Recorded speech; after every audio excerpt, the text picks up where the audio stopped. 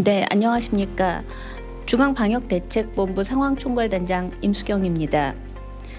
오늘 중대본 브리핑 시작하겠습니다. 오늘 중대본에서는 코로나19 주간 발생 동향, 그리고 코로나 지정병상에 대한 조정 방안, 그리고 코로나19 재유행 대비 건강보험 한시지원 연장 등을 논의하였습니다. 먼저 코로나19 주간 발생 동향 및 위험도 평가 결과를 말씀드리겠습니다. 9월 3주 코로나19 주간 위험도는 전국, 수도권, 비수도권 모두 낮음으로 평가하였습니다. 9월 2주의 코로나19 주간 확진자 수는 전주 대비 38.7% 감소하여 일평균 약 3만 3천 명으로 총 23만 명 정도 발생하였습니다. 감염 재생산 지수는 0.8로서 5주 연속 1 미만을 유지하였습니다. 모든 연령대에서 발생률이 감소하였으며 감염 취약 시설의 집단 감염과 확진자의 발생 규모도 점차 감소되고 있습니다. 60세 이상 확진자의 규모는 감소하였지만 발생 비중은 다소 증가하였습니다. 발생률이 높은 연령대는 10대, 10세 미만, 그리고 80대의 순입니다. 즉 학령기 아동과 영유아 및 80세 이상의 고령층에서 발생률이 높았습니다. 신규 위중증 환자 수는 335명으로 전주 대비 9.2% 감소하였으나 사망자 수는 358명으로 소폭 증가하였습니다. 9월 24일 기준 전 연령 누적 사망률은 인구 10만 명당 54.5명으로 치명률은 0.11%입니다. 연령대별 누적 사망률을 살펴보면 80세 이상의 누적 사망률이 787.5명으로 가장 높았고 70대는 174.2명, 60대는 45.5명으로 나타났습니다. 9월 2주의 주간 확진자 중 재감염 추정 사례 비율은 10.29%로 전주 대비 증가하였습니다. 9월 18일 0시 기준 전체 누적 확진자 약 2,375만 명 중 재감염 추정 사례는 총 49만 3천여 명 정도로 누적 구성비는 2.07%입니다. 오미크론형 세부계통 변이 검출률을 살펴보면 BA5형이 95.8%를 차지하는 가운데 BA2.75형이 2%, BA4.6형이 0.4%로 확인되었습니다. 60세 이상 환자에 대한 먹는 치료제 처방률은 31.2%로 지난주 대비 4.2%포인트 증가하였습니다. 국외 발생은 6주 연속 감소를 보였으나 BA5형 변이로 인한 유행 정점 이후 발생 감소세를 보여왔던 독일과 일본에서 최근 1주간 발생이 증가하였습니다. 다음은 호남권 질병대응센터의 제주 출장소 변이 분석 역량 강화에 대해 말씀드리겠습니다. 그동안 호남권 질병대응센터 제주 출장소에서는 코로나19 변이의 세부 계통 분석이 불가능했습니다. 그러나 이번에 제주 출장소 내에 전장유전체 분석 인프라가 구축됨에 따라 10월 1일부터는 자체적으로 세부 계통까지 분석이 가능해졌습니다.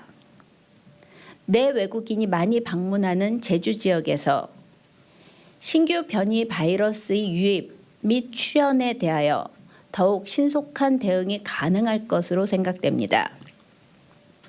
다음은 코로나19 지정병상 조정 추진 계획에 대해 말씀드리겠습니다. 그간 정부는 여름철 재유행에 대응하여 7월 20일 5,583개 수준이던 지정병상을 9월 28일 현재 7,437개까지 확보하여 운영해 왔습니다. 그러나 8월 중순 이후 병상 가동률이 지속적으로 하락해서 9월 28일 현재 전체의 병상 가동률은 20% 정도로 유휴 병상이 많은 상황입니다. 이에 따라서 계절성 독감 대응 등 의료 자원의 효율적 사용을 위해 코로나19 지정병상 수 조정을 추진합니다.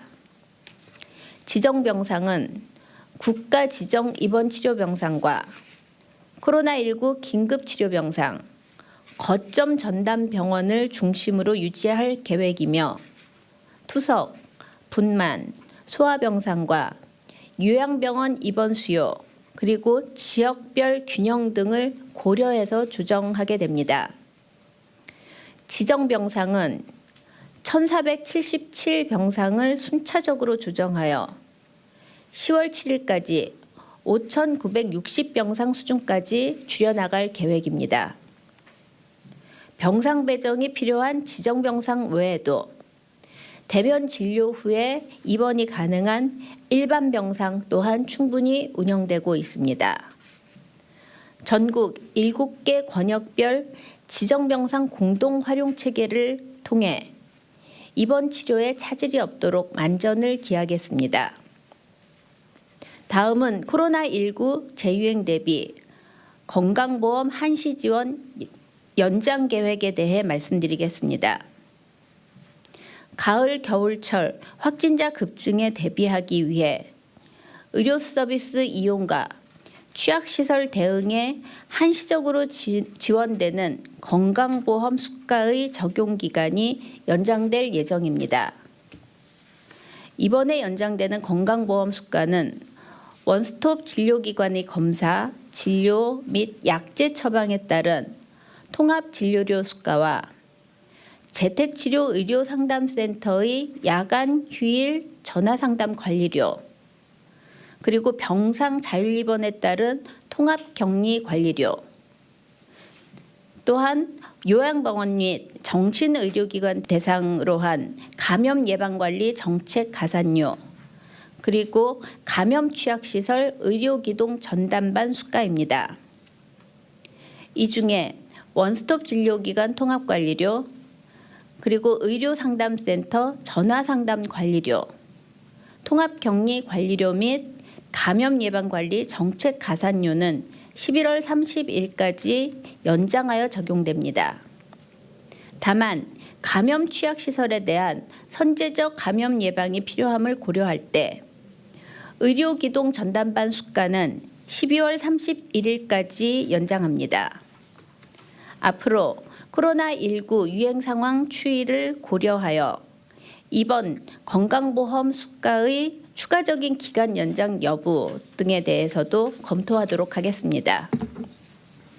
방역당국은 지속 가능한 방역 체계로 정비하기 위해서 9월 26일부터 국민 개개인의 자율적 실천에 기반한 실외 마스크 자율 착용으로 전환한 바 있습니다.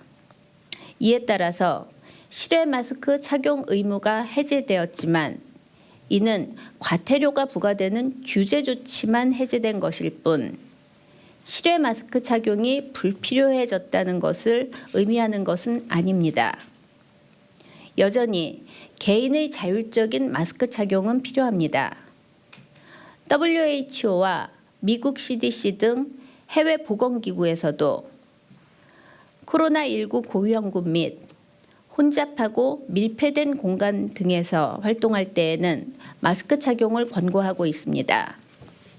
특히 발열, 기침, 인후통 등 코로나19 의심 증상이 있거나 코로나19 고위험군인 경우 또는 고위험군과 밀접 접촉할 때에는 실외에서도 마스크 착용을 해주시기를 부탁드립니다.